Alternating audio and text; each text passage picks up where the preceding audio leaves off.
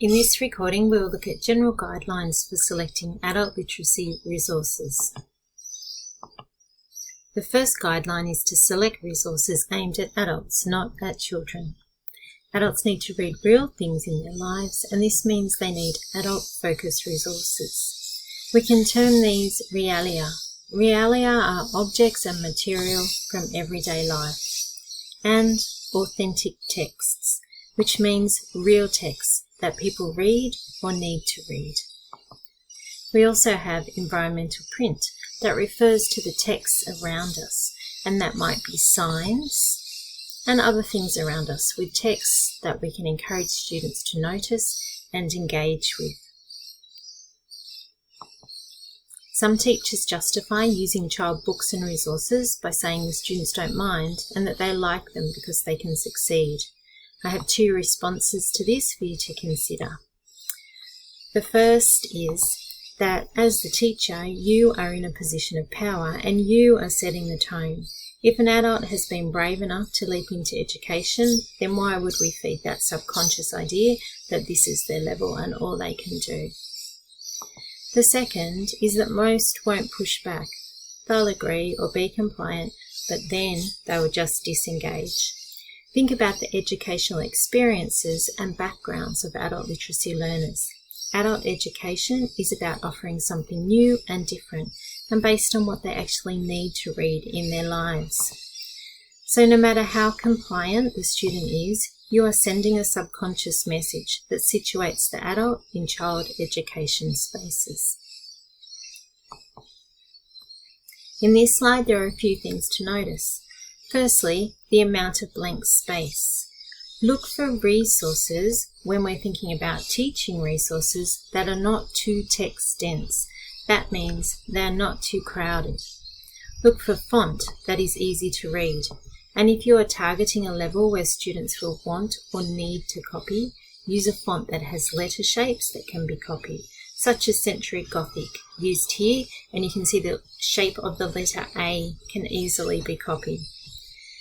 The cohort this was targeted at were trying out different ways of remembering letter names and how to write letters and alphabetical order to see what learning strategies work best for each of them in this context. They were doing a lot of copying, games, self-testing, working in pairs, and then one student suggested singing the alphabet. The video selected, as you can see, in the bottom left corner is labelled as being for adult learners, and the graphics are of places. Although there are dozens of alphabet song videos for children, this resource has used one designed for adults. It is okay for this particular cohort, as most were ESL, but also be aware of using English language resources for native speakers, who often identify this as an unintended insult or snub.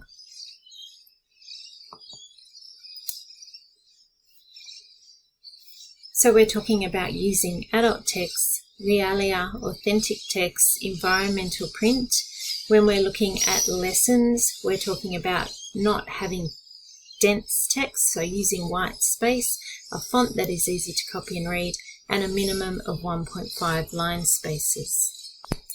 Now let's have a look at a printed workbook. The context was a student who wanted to write dates and the days of the week and the months of the year. There was a calendar on the wall that we were using with the class, and he had a diary as well. So this was supported with realia and authentic texts.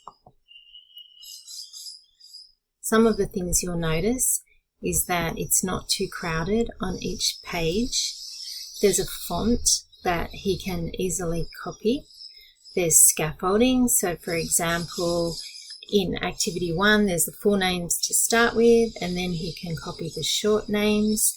In activity 2, the days are close to where they need to be matched, so it's not going to end up as a confusing and overwhelming mess of arrows that obscure the words. The activities are signposted, and by that I mean they're clearly and consistently numbered. The instructions are designed to be read by the teacher, but there's also reminders to the student about what the task is if he's having a go by himself, such as the picture of the highlighters.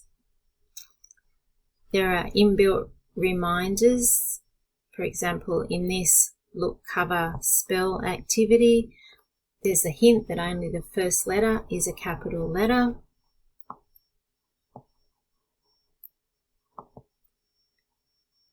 And the lesson is not a one-off. The words go into the personal dictionary at the end.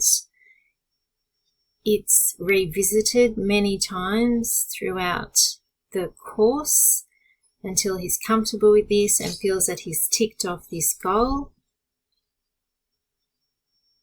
He's encouraged to come back and maintain the work in the personal dictionary.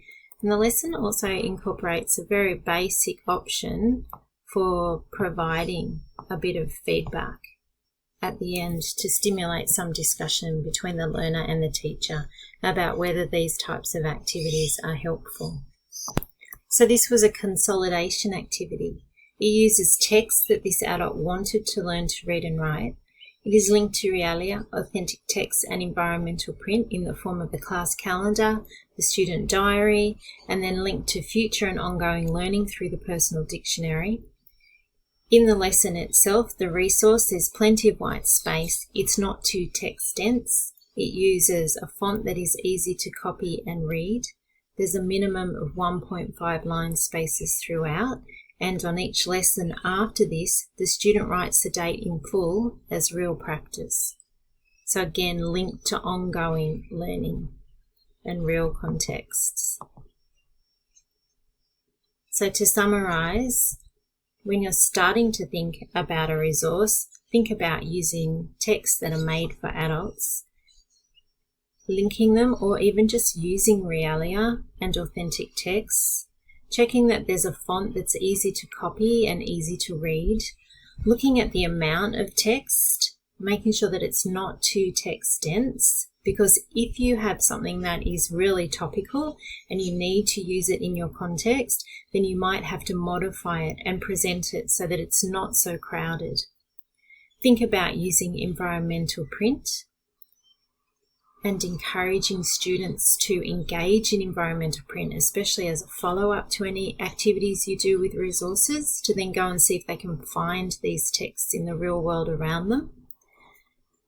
Look at resources that have, again, the spacing so that it's not too overwhelming and difficult to read. So a minimum of 1.5 line spacing. Choose resources needed to suit the particular students and what their goals are and what their needs are, and also resources to suit the context in which you're teaching.